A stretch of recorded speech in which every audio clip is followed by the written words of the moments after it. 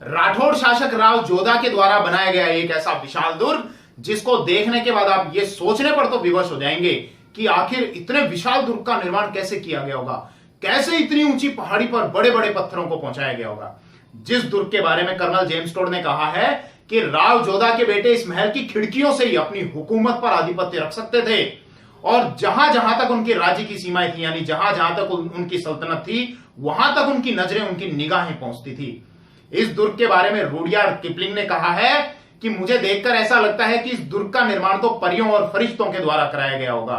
Rudyard Kipling वही व्यक्ति थे जिनके द्वारा जंगल बुक बनाया गया।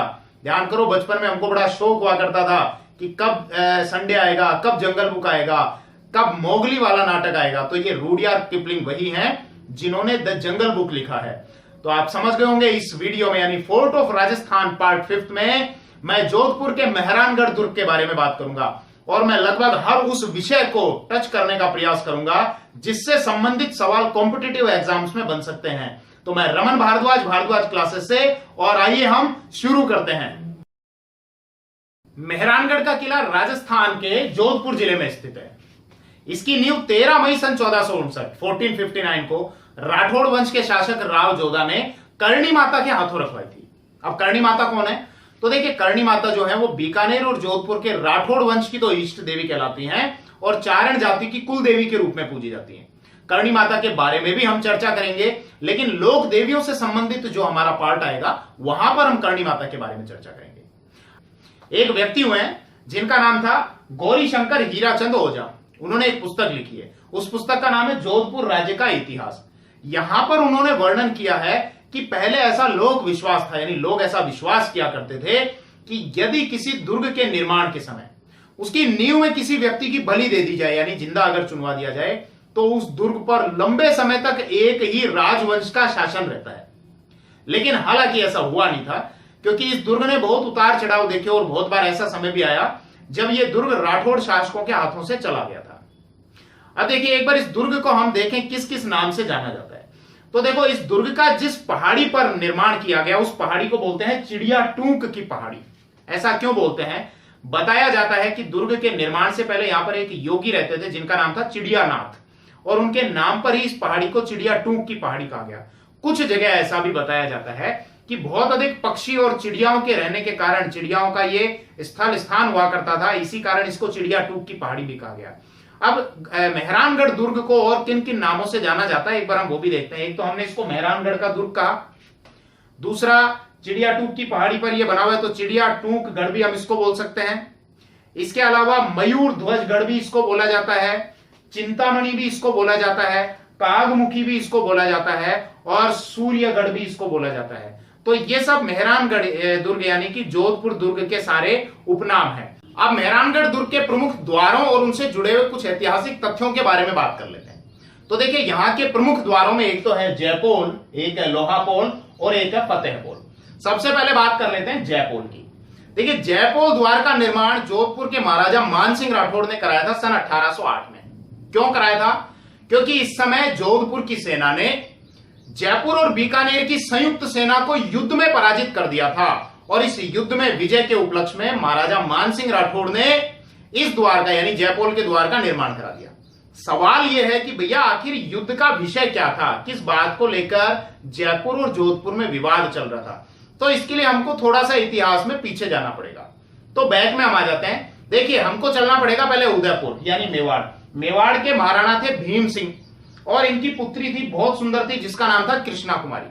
अब कृष्णा कुमारी बड़ी हो गई, विवाह के योग्य हो गई, तो महाराणा भीम सिंह ये सोचने लगे कि भैया अपनी पुत्री का विवाह किससे करूं जो एक योग्य व्यक्ति हो और आरएस की तैयारी भी कर रहा हो। तो किसी ने बताया महाराणा भीम सिंह को कि आप एक काम करो, जोधपुर चले जाओ, और जोधपुर के जो शासक है वो है भीम सिंह राठौड़, तो राजा तो है ही और आरएस की तैयारी भी उनकी चल रही है। तो ठीक है साहब, महाराणा भीम सिंह ने, मेवाड़ के महाराणा भीम सिंह ने जोधपुर के भीम सिंह राठौड़ के साथ अपनी पुत्री कृष्णा कुमारी का विवाह तय कर दिया। ठीक है, अब हुआ क्या, विवाह से पहले ही भीम सिंह राठौड़ की तो मृत्यु हो गई और मारवाड़ यानी जोधपुर का जो अगला राजा बना वो बना मान सिंह राठौड़, जो भीम सिंह राठौड़ का भाई था। अब यहां पर मारवाड़ के जो शासक है यानी कृष्णा कुमारी के पिता, उन्होंने देखा यार भीम सिंह राठौड़ की तो मृत्यु हो गई और अब अगले जो शासक बने वो तो आरएस की भी तैयारी नहीं करेंगे, तो इन्होंने क्या किया, अपनी पुत्री का विवाह जोधपुर से हटाकर जयपुर के जगत सिंह सेकंड के साथ तय कर दिया। अब इस बात का पता जब जोधपुर के मान सिंह राठौड़ को चला तो मान सिंह राठौड़ सीधे पहुंचे उदयपुर महाराणा भीम सिंह के पास में और ये कहा कि भैया आप ये क्या कर रहे हो, विवाह का प्रस्ताव आप पहले मारवाड़ जोधपुर लेकर आए थे और जोधपुर का राजा अभी मैं हूं, तो हम जो है कृष्णा कुमारी को अपनी बहू मान चुके हैं, इसलिए आप कृष्णा कुमारी का विवाह जोधपुर के अतिरिक्त कहीं और नहीं कर सकते। और समझो भाई इस बात को हमने डीजे बुला लिए हैं, बारात वगैरह आने की तैयारी में है, कार्ड वितरण हो गया है, तो अब आप ऐसा क्यों कर रहे हो कि आप कृष्णा कुमारी का विवाह जयपुर के जगत सिंह के साथ तय कर रहे हो। और ये कहकर मान सिंह राठौड़ चले गए। अब देखो इस बात का पता जब जयपुर के जगत सिंह सेकंड को चला तो इस बात को लेकर यानी कृष्णा कुमारी को लेकर जोधपुर और जयपुर के बीच में तलवारें खिंच गई, यानी विवाद हो गया। और जगत सिंह सेकंड ने क्या किया, जोधपुर की तरफ चढ़ाई शुरू कर दी और सन 1807 में जोधपुर की सेना को पराजित कर दिया एक युद्ध में जिसको बोलते हैं गिंगोली का युद्ध। ठीक है भैया, अब विवाद तो समाप्त नहीं हुआ। अगले ही साल यानी सन 1808 में जोधपुर के मान सिंह राठौड़ ने जयपुर और बीकानेर की संयुक्त सेना को पराजित कर दिया। अब कृष्णा कुमारी को लेकर यह विवाद समाप्त ही नहीं हो रहा था। तो यहां पर देखो ये सारे विवाद की जड़ किसकी थी, कृष्णा कुमारी के विवाह को लेकर। तो यहां एक व्यक्ति थे जिनका नाम था अमीर खां पिंडारी, ये टोंक के थे। इन्होंने देखा कि जब तक कृष्णा कुमारी रहेगी तब तक जयपुर और जोधपुर में विवाद चलता रहेगा, तो भैया एक काम करो, ना रहेगा बांस और ना बजेगी बांसुरी। तो इन्होंने कृष्णा कुमारी को जहर देकर मरवा दिया, जिसके कारण जयपुर और जोधपुर में ये जो विवाद है इस विवाद को समाप्त किया। अब देखो एक चीज का ध्यान रखना, ये जो जयपोल द्वार है यहां इस द्वार के बाहर कीरत सिंह सोडा की छतरी बनी हुई है। कौन थे कीरत सिंह सोडा? सन 1808 में जब जोधपुर के मान सिंह राठौड़ ने जयपुर और बीकानेर की सेना को हराया था तो यहां पर कीरत सिंह राठौड़ ने अपने प्राणों का बलिदान दे दिया था इस युद्ध में। तो उन्हीं की स्मृति में जयपोल दुर्ग के बाहर कीरत सिंह सोडा की छतरी बनी हुई है। अब हम आ जाते हैं लोहापोल द्वार पर। तो देखिए लोहापोल द्वार का निर्माण जोधपुर के एक प्रतापी शासक हुए हैं जिनका नाम था मालदेव राठौड़। इन्होंने सन 1548 में इस द्वार का निर्माण कार्य आरंभ किया था, लेकिन इसको पूर्ण करने का कार्य महाराजा विजय सिंह के द्वारा हुआ। अगर लोहापोल द्वार के बाहर आप देखें तो दो व्यक्तियों की छतरी स्थित है, धन्ना और भीवा। इस छतरी को मामा भांजा की छतरी कहा जाता है। ऐसा सवाल आरपीएससी में आया हुआ है कि मामा भांजा की छतरी कहां स्थित है, तो जोधपुर दुर्ग में है और कहां पर है, लोहापोल के बाहर स्थित है। वैसे मामा भांजा की छतरी 10 खंभों की छतरी है और इसको बनाने का जो कार्य किया था वो जोधपुर के शासक थे अजीत सिंह राठौड़, उनके द्वारा ये छतरी बनाई गई थी। अब लोहापोल द्वार के बाद हम देखते हैं फतेहपोल द्वार। तो फतेहपोल द्वार का निर्माण जोधपुर के शासक अजीत सिंह राठौड़ ने कराया था। अजीत सिंह राठौड़ ने क्यों कराया, इसके पीछे एक कारण था कि देखिए जोधपुर के जो शासक थे जसवंत सिंह यानी अजीत सिंह राठौड़ के पिता, तो महाराजा जसवंत सिंह की जब मृत्यु हुई तो उस समय मुगल बादशाह औरंगजेब ने जोधपुर को खालसा घोषित कर दिया। खालसा का मतलब होता है ऐसी भूमि जो सीधे मुगलों के अधीन, सीधे राजा बादशाह के अधीन आती थी और उसका जितना भी रेवेन्यू या राजस्व होता था वो सारा शाही खजाने में जाता था।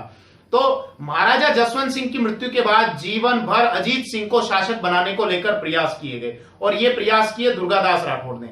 लेकिन जब तक औरंगजेब जीवित रहा तब तक अजीत सिंह जोधपुर के शासक नहीं बन सके।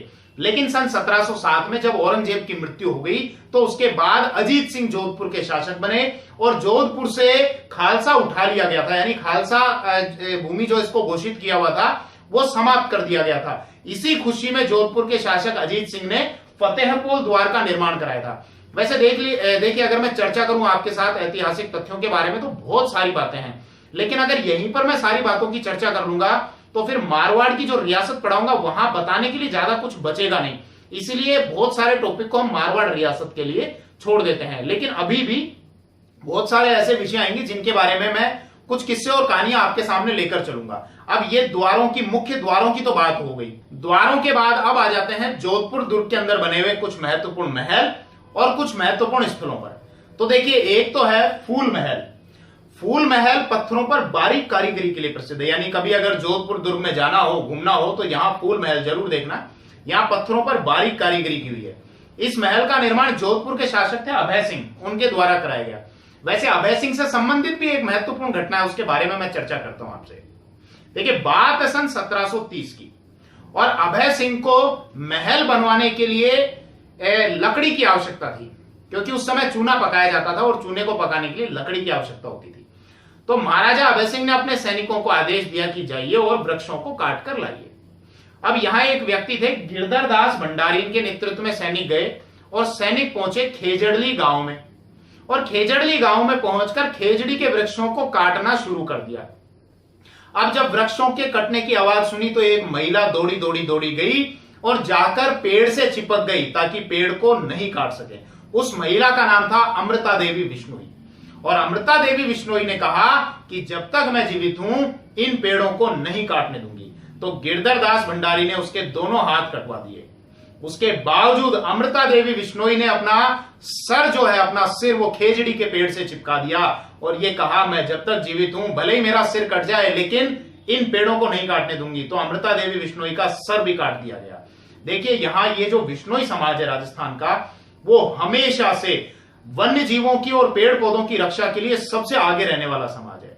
इनकी एक कहावत है कि शीश कटे जय रूख रवे तो भी सस्ता जान, यानी अगर सर कटने के बाद भी अगर रूख यानी पेड़ अगर रह जाता है तो भी बड़ी सस्ती कीमत पर आपने पेड़ों को बचा लिया।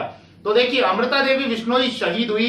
उसके बाद यहां इनके पति हैं रामो बिश्नोई, और उनकी पुत्रियां वो भी जाकर खेजड़ी के वृक्षों से चिपक गई, और पूरा गांव जो है वो खेजड़ी के वृक्षों से जाकर चिपक गया। तो जब तक महाराजा अभय सिंह को इस घटना का पता चलता, तब तक 363 बिश्नोइयों ने अपने प्राणों का बलिदान दे दिया था खेजड़ी के वृक्षों को बचाने के लिए। तो महाराजा अभय सिंह को जैसे ही पता चला, उन्होंने तुरंत आदेश दिया कि खेजड़ी के वृक्षों को नहीं काटा जाएगा, और उसके बाद सैनिक उस गांव से लौटे। लेकिन देखिए, इन शहीदों की स्मृति में हर साल यहां पर एक मेला लगता है जिसको वृक्ष मेला कहते हैं। ये विश्व का सबसे बड़ा वृक्ष मेला है, जो कि हर साल भाद्र शुक्ल दशमी को आयोजित किया जाता है। ऐसा सवाल आरपीएससी के द्वारा पूछ लिया जाता है ये तिथि से संबंधित, कि प्रतिवर्ष खेजड़ली ग्राम में जो मेला आयोजित होता है, जिसको शहीद दिवस भी कहा जाता है या वृक्ष मेला भी कहा जाता है, वो किस तिथि को आयोजित होता है। तो ध्यान रखना, भाद्र शुक्ल दशमी को आयोजित होता है। ठीक है। फूल महल के बाद हम बात करते हैं मोती महल की। तो देखो, मोती महल अगर आप जाए तो यहां की छत और दीवारों को आप देखना, यहां सोने की बारीक कारीगरी की हुई है, यानी सोने की पॉलिश की गई है और सोने का बारीकी से काम किया गया है। ये जो पॉलिश कराने का कार्य किया, ये जो बारीकी से कार्य किया गया, ये महाराजा तख्त सिंह के द्वारा कराया गया था। वैसे ध्यान रखना, मोती महल का निर्माण तो महाराजा सूर सिंह ने कराया था, लेकिन इसकी दीवारों और इसकी छतों पर जो सोने की बारीक कारीगरी आपको देखने को मिलेगी, ये महाराजा तख्त सिंह के द्वारा कराया गया था। मोती महल के बाद आ जाते हैं श्रृंगार चौकी या श्रृंगार चौकी। तो देखो, यहां पर जोधपुर के राजाओं का राज तिलक होता था, और इसको महाराजा तख्त सिंह के द्वारा बनाया गया था दौलत खाना के अंदर। अब देखिए, जो जोधपुर का दुर्ग आपको दिख रहा है, इसकी तलहटी में यानी इसके नीचे एक सफेद मार्बल का बना हुआ स्ट्रक्चर आपको दिख रहा है, इसको बोलते हैं जसवंत थड़ा। इसको राजस्थान का ताजमहल या मारवाड़ का ताजमहल भी कहते हैं। अब इसको किसने बनवाया, कब बनवाया, तो समझना, जोधपुर के शासक थे सरदार सिंह। इन्होंने सन 1906 में इसका निर्माण कराया था अपने पिता जसवंत सिंह सेकंड की स्मृति में, इसलिए इसको जसवंत थड़ा कहा जाता है। और यहां पर राज परिवार के सदस्यों का अंतिम संस्कार या दाह संस्कार किया जाता था। हालांकि इससे पहले राज परिवार के सदस्यों का दाह संस्कार मंडोर में किया जाता था, लेकिन उसके बाद यहां पर किया जाने लगा। अब देखो, ये यहां जो मार्बल लगाया गया है जसवंत थड़ा पर, ये मकराना से मंगाया गया था, और मकराना का जो मार्बल है वो तो विश्व प्रसिद्ध है, क्योंकि जो ताजमहल में जो मार्बल लगा वो भी मकराना का लगाया है। और यहां कुछ मार्बल की शीट तो ऐसी है कि जिससे आर पार सूरज की किरणें चली जाती हैं। अब जसवंत थड़ा के बाद हम बात करते हैं जोधपुर दुर्ग से संबंधित कुछ महत्वपूर्ण धार्मिक स्थलों के बारे में। यहां के महत्वपूर्ण धार्मिक स्थलों में है, एक तो चामुंडा माता मंदिर, एक नागणेची माता का मंदिर, और सूरी मस्जिद। तो यहां सबसे पहले बात करते हैं चामुंडा माता मंदिर की। देखिए, चामुंडा माता मंदिर का निर्माण राव जोधा ने दुर्ग के निर्माण के साथ ही करा दिया था, और बाद में यहां पर जब बिजली गिरी, आसमान से बिजली गिरी, तो ये क्षतिग्रस्त हो गया था, और इसका पुनः निर्माण यानी वापस इसका जीर्णोद्धार कराया था महाराजा तख्त सिंह ने।